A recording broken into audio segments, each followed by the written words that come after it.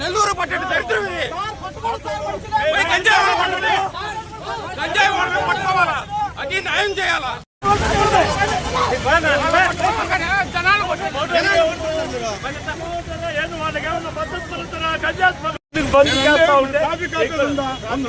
బంధు traffic ఉందా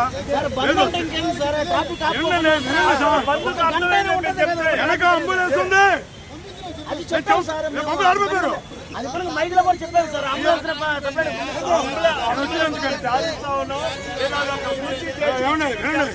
మీరు ప్రశాంతం చేసుకోండి.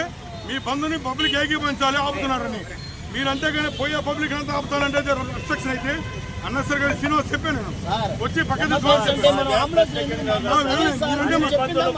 అన్ని రాజకీయ బంధువులు కూడా ఇదే విధంగా ఎవరిస్తే అదే విధంగా మా బంధువు కడికి మీరు ఇచ్చింది చేసేదానికి మాత్రమే ప్రయత్నం చేస్తున్నారు.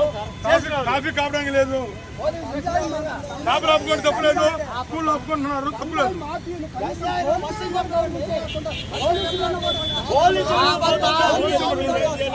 పరిస్థితుల్లో మేము దానికి కూడా మేము సపోర్ట్ చేస్తా ఉన్నాం.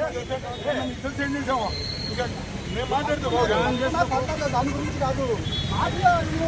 కావాల్సి ఏం చేసామో తెలుసు మీకు సపోర్ట్గా వస్తున్నాము.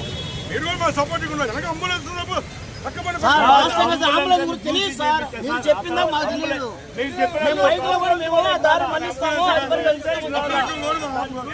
స్వచ్ఛందంగా ఉందంటే చెప్పారు. సిపిఐ నన్ను ఇచ్చారు స్వచ్ఛందంగా ఆపమని చెబుతున్నాం వాళ్ళందరూ. కానీ మన బలవంతంగా ఆపకూడదు.